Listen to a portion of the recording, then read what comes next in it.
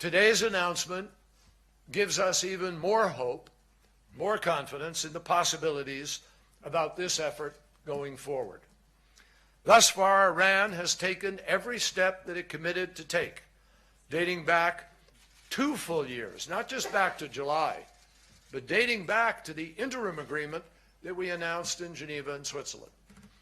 And we have now 2 years of compliance already under our belt, with another 13, and then another 15, and then another 20, and then another 25, and then the lifetime of this agreement under the additional protocol and the modified code 3.1. Now, obviously, past performance does not guarantee future results. We know that. Furthermore, while we welcome Implementation Day, we understand that this marker alone does not wipe away all of the concerns that the international community has rightly expressed about Iran's policies and actions and choices in the region. But we also know, without doubt, there is not a challenge in the entire region that wouldn't become much more complicated, much worse, if Iran had a nuclear weapon. And that is why this agreement is so important. With the agreement fully implemented, the international community can finally work to address the other regional challenges without the looming threat of a nuclear-armed Iran, including the crisis in Syria, on which we have made important progress in recent months. Before I close, I want to thank a few important people who brought us here to this day, who've been critical to this process throughout the negotiations. And that starts with the person I work for, President Obama, who has been resolute in insisting that Iran must never have a nuclear weapon, and equally strong and courageous in asserting that diplomacy should be given a fair chance to achieve that goal.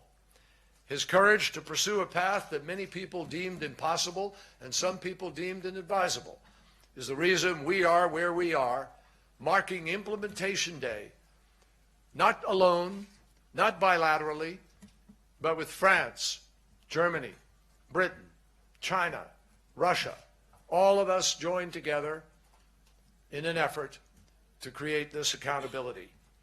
I also want to thank the delegations representing all of our P5 partners.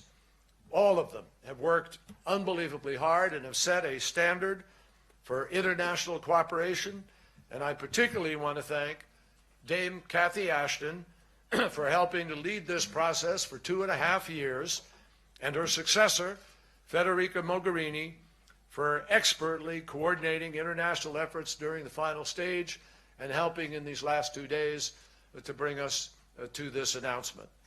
I also want to express my gratitude for the superb efforts of my own delegation, led by Steve Mull and previously by Wendy Sherman, all of whom from the State Department, from the White House, and throughout the interagency system that we work with in the United States, all of them, the Justice Department, the Energy Department, Ernie Moniz and others, have done an extraordinary job, and they richly deserve the gratitude of our nation, and I believe other nations who benefit from this.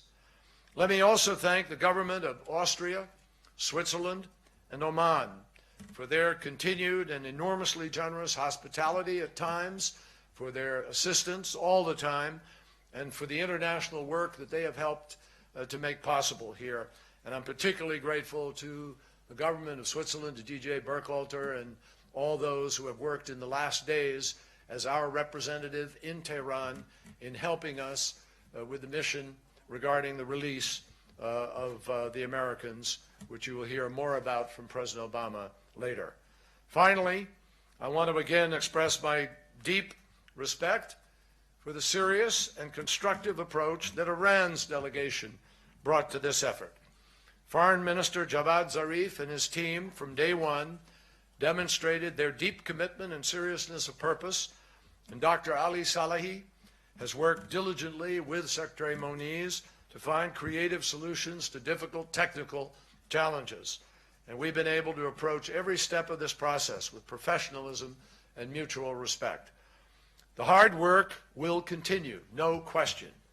And the tough politics surrounding this issue in many countries, including the United States and Iran, that's obviously not going to get easier overnight. But the fact is that today marks the first day of a safer world, one where we believe it is possible to remain safer for years to come, and particularly with the compliance of this agreement. I think we have also proven once again why diplomacy has to always be our first choice and war our last resort. And that is a very important lesson to reinforce. We have approached this challenge with the firm belief that exhausting diplomacy before choosing war is an imperative. And we believe that today marks the benefits of that choice. Thank you.